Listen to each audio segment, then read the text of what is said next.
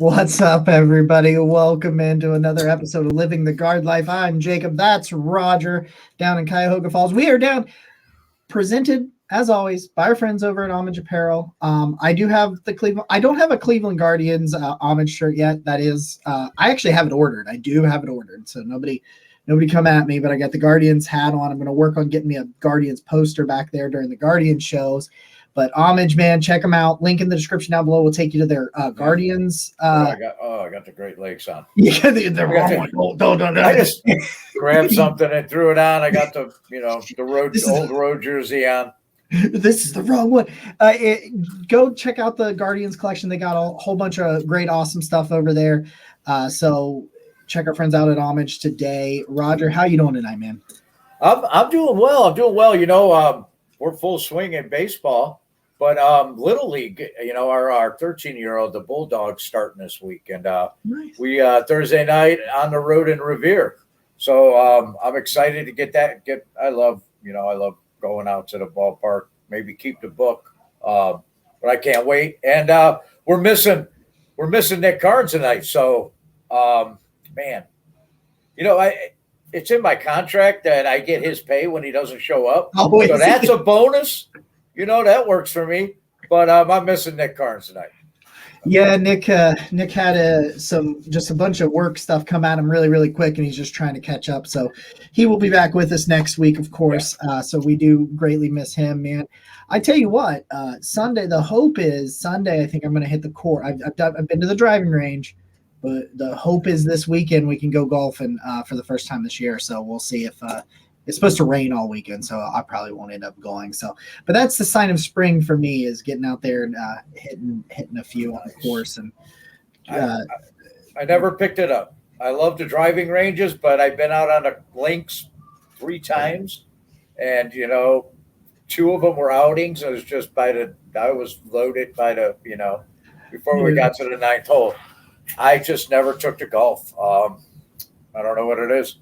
It's one of those things where I think I would never want to do it like by myself. I just enjoy hitting a few balls and like bullshitting, as we go through there. And I used to go. Me and my dad used to golf with an old high school friend of his that he would drink beer the whole time and he'd get better. And you're like, oh, Woodyard's 3 beers down. That must mean he's really driving some shots now. We got that going on. You're playing against yourself, and I can't beat myself. I'm better at defense, so I know that I'm going to block myself from being good at golf. So I have hit one back at myself when I hit it on a tree. I drove it right into a tree. It didn't hit me or anything, but it did come in my general direction. It scared the shit out of me. All right, let's talk baseball, man. The Guardians are cursed on doubleheaders right now. For whatever reason, can't win a game on a doubleheader day. But I think where we're going to start, I just want to start with what we called this episode, and this. I've gotten there. We can go through some of the games if you want to. Do you want to start with the games, or do you want to start with pitching? Let's go with the games. Just start off with we salvaged the win in Detroit, like you said, the doubleheaders. I don't know what it is, man. It seemed like last year we were playing a doubleheader. Is like you had no work. Right now, we can't win in the doubleheaders, but they salvaged one on the last day. They came home, and they faced the Marlins. Friday night was a rainout. Mm-hmm. Everybody in Cleveland, I was like, great, I could concentrate on the Cavs game. And that, that didn't turn out in our favor. Let's not talk about that. And then Saturday out in the cold, they played 2 against the Marlins. And then it was a late start. They didn't start till 3. I don't know why they didn't go at 1. With the traditional, and because it was nicer around noon, 1 o'clock than it was at 3, 4 o'clock. Yeah, it was getting later and it was getting chillier. So they dropped both of those, and they salvaged 1 win out of both of the series. They play a lot of games in a short period of time, and when we were getting ready to play the Marlins, they averaged like 3.2 runs a game. They scored 13 runs in 3 games against us. That's like 5 days work for them. you know, and I think that kind of segues us into pitching. You know, our pitching. Bieber went out and he had he went out and he threw a good first inning, but even he got in trouble. You asked me last week, when do we start worrying about pitching? And I during that game I had posted on Twitter, when Bieber gets running, you know, after 5 2/3 is when I start worrying about pitching. We were talking about this today. Everybody's freaking out. It's early, you know, it's April, but our pitching staff, they brought up Logan Allen. Let's talk about him for a little bit. Yes, please. He pitched Sunday, and Logan Allen was lights out. He was even, I saw a thing on Twitter where he was, you know, one of the Baseball Today or whatever promos for his first rookie start. He threw 6 innings? 6 innings, 5 hits. Yeah. I got 5 hits, 1 walk, 8 strikeouts, 1 run. Yeah. Man, he was spectacular. And then he got some run support. You know, they came right in and they I think they got he got the A defense behind him. Mm-hmm. You know, there was some good solid defense behind him.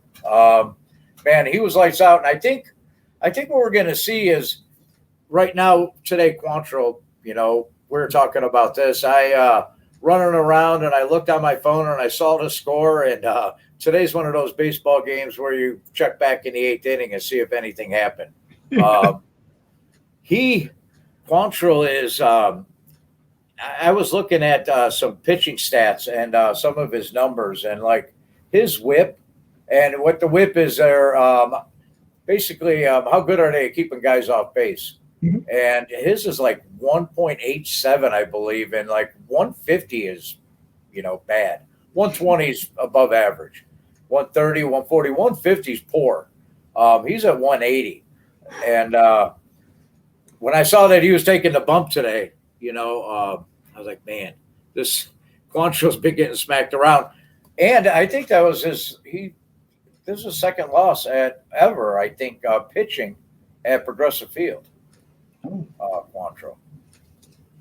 Yeah. I don't think he lost at all last year. He had some ridiculous record at home, but he's lost 2 so far this year at Progressive Field.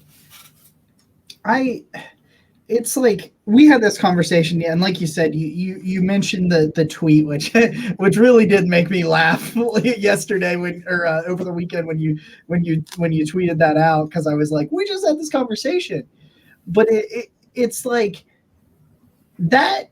I don't know. I'm not going to throw it out at 11 12 in April. I'm not throwing the baby out with the bathwater. I'm not doing any of that now. Yeah.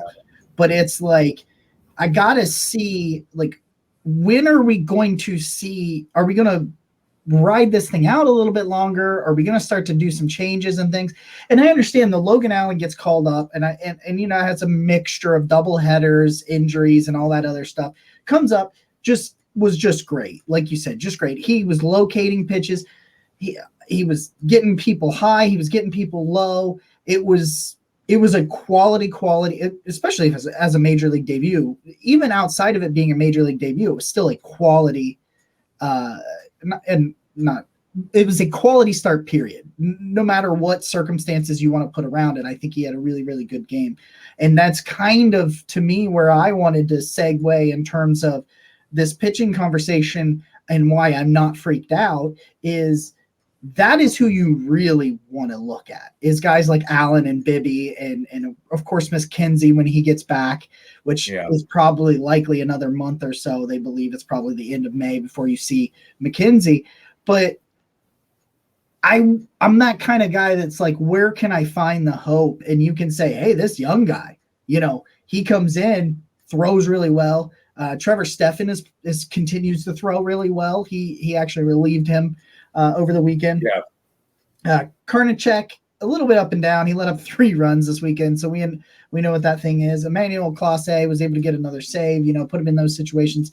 So I think I'm looking at it, and I thought we were going to have kind of a similar conversation where I thought the bats were starting to heat up, and of course they didn't really do much today, but on Monday. But I think that you can see it. I don't think it's time to panic, but I do think that this rotation that is the rotation right now, it's not going to be like that for much longer, I don't think. No, I misspoke. It was Quantrill's a 1.43, Plesac's a 1.83. And already you see with Logan Allen already came up. Who did they have? They have Paxton Battenfield is throwing out, and then all of a sudden you have Bibby, and you have what's the other kid's name? I think our rotation is going to really start to look different, like you said. And Tito said it the other day. Tito said something interesting. He said the time is now. I don't think that you're going to see one of these kids put into the rotation and stay. You know, they're not going to become our 4 or our 5 in April, beginning of May. And what he's going to do is he's going to run these guys through and have spot starts. They're going to come up and pitch. And which you with a guy like Allen, a guy with like Bibby, AAA is really not as challenging for them, but that's okay right now because you don't want them to come up in April, May, June, and every 5th day face a major league lineup, you know, because minor league ball, they play 150 games. I think their seasons are shorter, you know, that's a lot of stress to put on a young guy. Come August, and you're starting to put together, hopefully, a playoff roster. And what did this kid's arm look like? It happened to Jared Wright. If you remember back with Jared Wright, they brought him up from Akron, and he just ran out of gas, you know. And he came up late. I think there's different circumstances, but I don't think you see him come up. They're going to come up and take spot starts. They're going to get a feel for it. They're going to get a taste, get their feet wet. But I believe by June, way before the trade deadline, because you want to know what you got and what you want to set your staff before a trade deadline. If you need a 5th, the Guardians have enough pitching; they'd never go out and get maybe a middle reliever, but they wouldn't go get a starting pitcher. So I think it's going to be done in shifts, kind of. Gavin Williams is the other kid, and what you do if you bring them up too early and then they're throwing 6 innings, now you start taxing your bullpen, you know, because these young kids are only throwing 6 innings, 5 innings, you know, and it's June or July. So I think it's going to be a process. Tito knows what he's doing. I think it'll be. I think by June you're going to see at least 2 of them, you know, as pitchers in our rotation. Okay. I really believe that. I don't know what's going to happen with Plesac. He pitched well the other day, though. Yeah, he did. Plesac pitched a good ball game. Yeah. We just got arms out there that are ready, you know, for the next level. And there's only so many spots in the rotation, you know, so we'll see what they're going to do with that. Question for you. Yeah. Side note. Did you watch the Tito documentary this weekend? I haven't watched it yet. You know what? Okay. I haven't watched it yet. I watched a little bit of it. Okay. I'm gonna watch it. I'll watch it before next episode. I will watch the whole thing start to finish again. The next episode.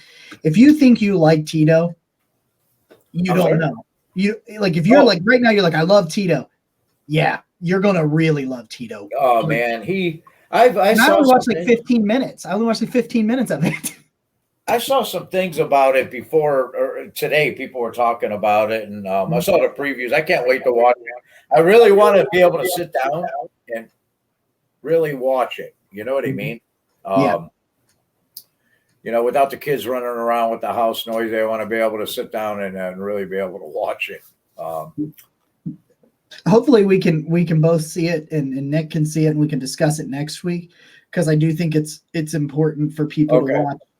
Yeah, and we'll see what happens. We'll see what happens. So let's talk about the offense. We've talked about I think that I'm with you on the pitching rotation because that makes a lot of sense to me when you're talking about the difference between 150 games, 162 games, and you're talking about better hitters. You know, you're hitting AAA all-stars almost. Like even the worst guy is an all-star in AAA, right? You know, comparatively, and I think it's a really good the way you kind of characterize like, hey, bring him up and let him face that competition here and there, go back and forth, move some things around, and get them acclimated, right? Like, right. That's it. You know, I could be wrong. I mean, Logan Allen could be penciled in and be our stay. The way he pitched, I just don't. We have right now. It's so many question marks with the injury. With Savali injured, he's on the 15-day. McKenzie still, he was on the 60, the He's on 30 the day. 60, Yeah, 60. So they did say though that when they moved him from 15 to 60, that there wasn't a setback. They just did it because just for logistics reasons. Yeah, I think there'll be a lot of moving parts to our rotation here for the foreseeable stretch. Yeah. And I think I think like you mentioned, especially I think there's arms that they can supplement it down in the minors. And I'm just ready for Bibby because like I'm like the fool too, because like I'm that guy that like gets tricked by just like small clips on Twitter. So like all I see is just him throwing heat to everybody, and I'm like, yeah! Like yeah. I know he's still in AAA. We got to see how he does against major league hitters, but like I'm that guy. Like, and I think it's just a consistency. When you're up here and all of a sudden you got to start keeping a book on hitters. They're keeping a book on you.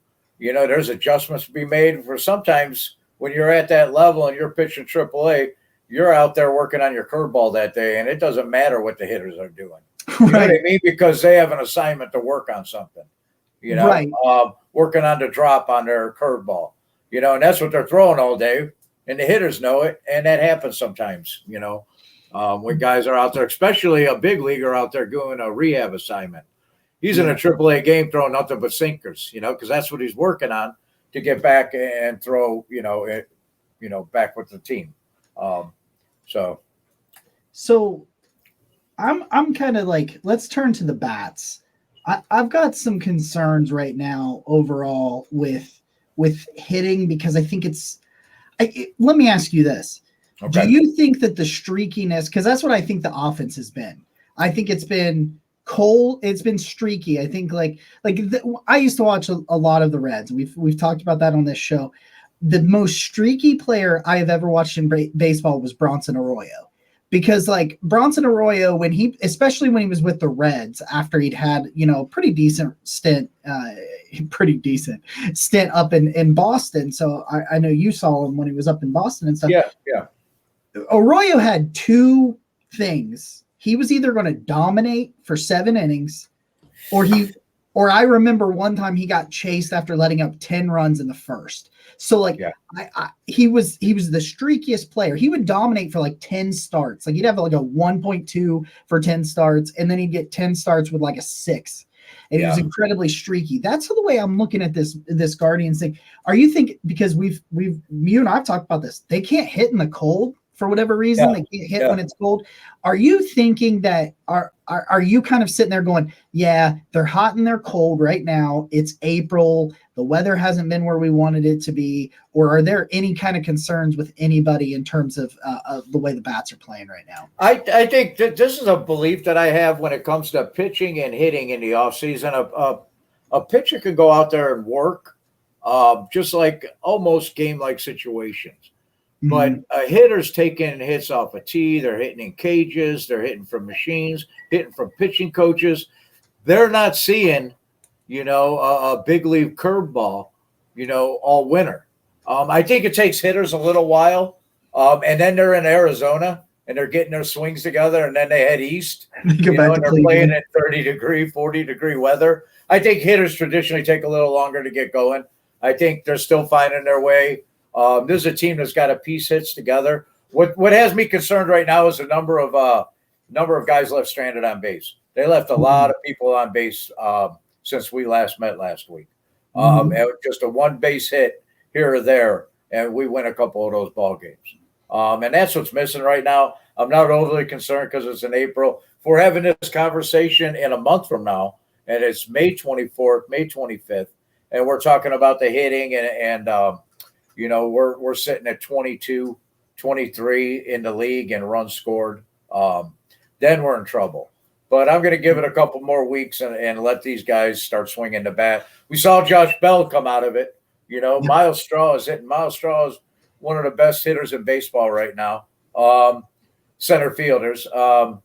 Even Jose, I predicted Jose to hit 3 home runs. And you know what? I was wrong last week. I said traditionally he hits well in Comerica Park. And actually, he doesn't. He had one good season. but traditionally he struggles up there with that big, that's a gigantic play. For some reason he struggles, but he did hit 2 bombs. They went back to back. Josh Bell hit one right after him yesterday. I think the hitting will come. I'm not worried about the hitting as much as I am now. Now you got me worried about the pitching, and I'm not as worried about the hitting as I am the pitching.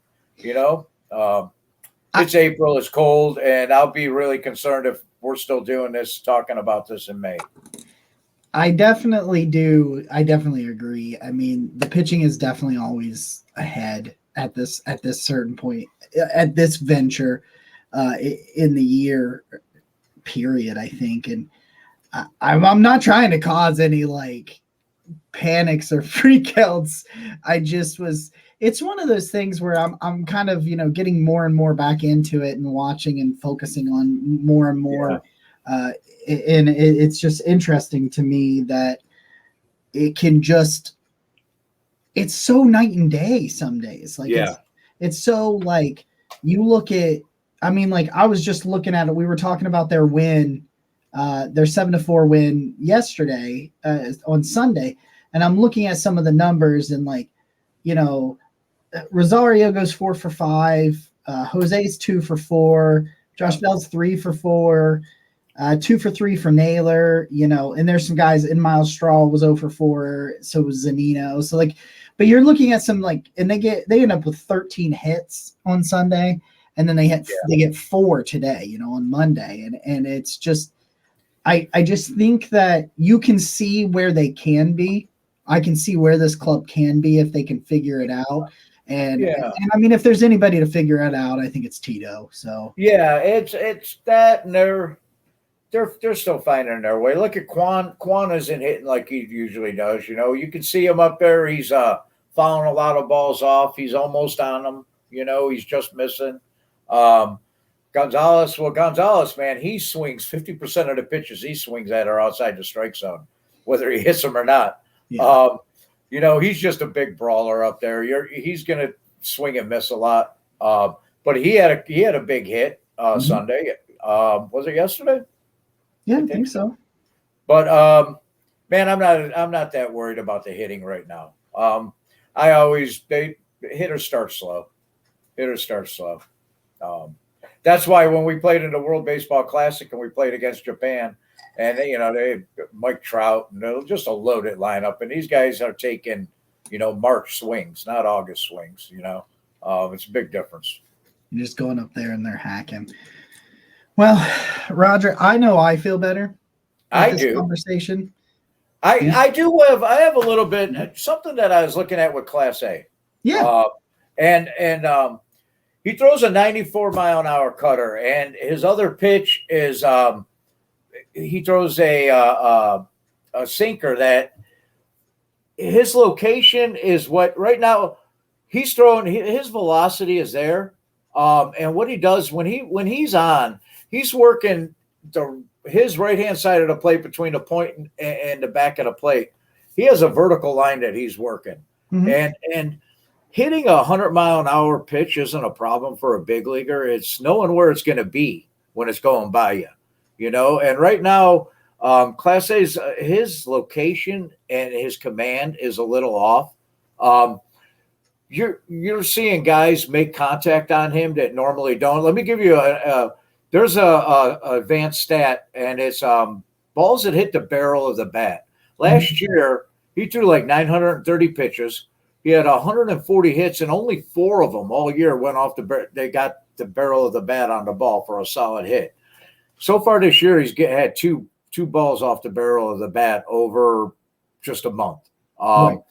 They're kind of timing him. His command isn't there yet. It's easy to hit it. The problem is if they know where that ball is going to be better than Class A knows where that ball is going to be, that's when it presents a problem. And then he goes out Sunday, he had because of Karinchak as a safe situation, he had like a 6-pitch save. They were all hits. One hit him off the leg, I think, ricochet. And then, they were 3 base hits. He grounder back to him, and I think a ground ball of 5-3, Jose for the last out. But they're hitting him. And last year, that was something that you didn't see. He was just blowing people away because of his command. And that's something that I'm hoping to see start to come back and see these guys, especially teams like the Nationals and the Marlins and this is the Yankees and the Astros. They get barrel on one of those 100 mile an hour cutters and see you later. It's going 500 feet. So I want to see that with Class A. Just his command and his location is where he's struggling a little bit. It's not costing us right now, but that's what I've noticed with him, the difference with him so far this year. I'm actually glad you brought that up because that was a question I was going to ask, because at times he's not himself right now.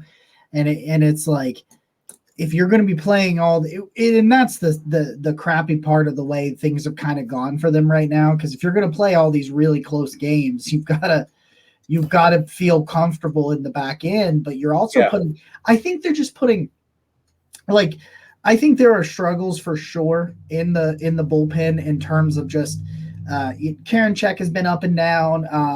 Heron it's not going kind of the way that we thought it was going to go. But they're putting a lot of pressure on that bullpen. Tito even said it. Like they were talking about all these close games when they are winning. They're not beating anybody down or anything like that, and being able to kind of take, have a guy go out there to just get, they always say I play a lot of MLB The Show. I really love playing the baseball games on my PlayStation and stuff. And if you put a reliever in like an 8-run game, they'll see, here comes such and such just to get some work in, Right. They're not doing that right now. And there was some quote, Tom Hamilton was talking about it. What did he say? I'm trying to remember what exactly the setup was, but he essentially said to Tito said, it's really tough to win a lot of baseball games like that if you're putting so much pressure on your bullpen in these close situations. So really, I think that the hitting and the bullpen, they can help each other. I think if they can figure some consistency things out with the rotation, if Kwan can get it, or I'm sorry, with the hitting, I think if they can figure some of the consistency out with the bats and Kwan will get back to being Kwan. I'm not worried about him. But if those bats can kind of line back up, I think it can really, really take pressure off the bullpen. Oh, absolutely. Run support, and it goes back to how they play the game of baseball. And they're not so much worried about how many guys we get on base as how many guys we prevent. That's our game, our pitching and our defense. Preventing them from getting guys on base, the less guys that they get on base, the less opportunities they have to score runs. And that goes back to our defense, which our defense, I started looking into that, and our defense is way off par from last year. Oh, yeah. They really need to clean up the defense and the back end. Last year, De Los Santos and it was Eli Morgan really carried that bullpen, and this year, they're finding their way, both of them. Morgan pitched yesterday. He pitched, or no, it was Saturday, the second game. And, nobody hit. We should have won that ball game. Nobody hit. Plesac threw a good game, and our bullpen went. I think they gave up one run. I think so. Or one. I'm sorry, one hit. Plesac gave up all three of them. I don't know, Jacob. I think it's going to straighten out. It's April. I'm not going to get nuts. I got a note here down at the bottom, and last year we were 12-9 at the end of April. We lost 7 straight from April 22nd through April 28th to the Yankees. Then we to the lowly Angels. I'm not getting worried. I'm not going to go freak out, get all chucked out. Pull my car over to the side of the road and lose my mind over it. It's still April. I know that we got what do we got? We got coming up. I got it here somewhere. Hold on, give me a second. We got Boston coming up, Colorado Rockies right now, and then we got Boston. We go to Boston this weekend. We already saw a little bit of what the Rockies. Hopefully they got all their hits in tonight and they're done for the next couple days, and they're done. They really, I don't even know who got the hits tonight. I'm afraid to look at the box score because I don't know. I don't know any of them. They have a rookie shortstop. That's about it. And then we go to Boston, and Boston, Boston's in last place in the East. Everybody calling it a loaded East. Tampa Bay got off to the hot start, but really after Tampa Bay, it's kind of they're all within 2 games of each other. I think 13 wins is the next, underneath Tampa Bay. It's Baltimore. I'm more worried about Baltimore. I think Baltimore's a really good baseball team. I'm more worried about them than I am the Red Sox or Toronto will play too. But yeah, we're gonna head off to Boston this weekend. I think that's going to be a good series. Let's hope they get the bats figured out, and that's a great place to hit the ball. So. Well, Roger, I agree with you. I'm all on board. I'm ready to see some bounce back. I will say this. Listen, Mike Moustakas had 3 of the hits for tonight. So Mike Moustakas is a good baseball player. So yeah, that was 3 hits for the Rockies. You said you didn't want to know who had the hits. Well, I will give you at least 3 of them were from Mike Moustakas. So okay. I like Moose. But anyway, dude, guys, if you're checking this out, we appreciate you guys for being over here. Hit that subscribe button. Give us a thumbs up. Nick will be back with us next week. So that you don't have to hear me try to talk baseball, so we can take the pressure off me a little bit more. We got Rogers. Look at that. That's just Shane Bieber, MVP All-Star Game, Silver Bat, Silver Slugger. Not Silver Slugger. I'm sorry, the All-Star, the MVP bat they gave you, Crystal Bat. Don't worry about the Guardians. I think things. It's early. It's early. We're going to meet back here next week, and we're going to laugh, about all this. That's the best way we can end this episode, man. Guys, check us out all week long, heading up to the NFL draft. Tyler Johnson and I will be live streaming day 2 and day 3 of the draft on Friday night and Saturday. We'll have a bunch of guys stop by from the network, as well as we got some great guests lined up to come through as we talk all things NFL draft. So come check that out. No Barking Browns tonight because I'm saving my body for Friday and Saturday. But if you're watching this and you are a Browns fan, by the time this video is out, my final mock draft is out. So my final mock draft is will drop before this video will drop. So it's out. If you want to go check that out, we can check that out. Laugh at me when I'm wrong, because I will be. But and laugh at me when I tell you my favorite ideal pick at 74 is not the guy I picked at 74, and we'll just have a good time. But guys, we appreciate you so very, very much. It's the most valuable thing you can give somebody some of your time. So thanks for giving some of us yours to us. This Wednesday night, our new writer at Network 216 is going to be our guest, Tony. Yeah, Tony. And he covers the Guardians. He does a fantastic job writing. He writes over. Yeah. He's writing for all the series over on Network 216. You can check it out on our socials. We tweet it all out. Tony's a really smart baseball guy. We'll have to get him on here too. I don't know why we haven't. Yeah. We'll definitely get him on here. Good guys, baseball guy. All right. You guys have a great, wonderful day. We'll talk to you guys soon. Go Guards. Salute. Go Guards.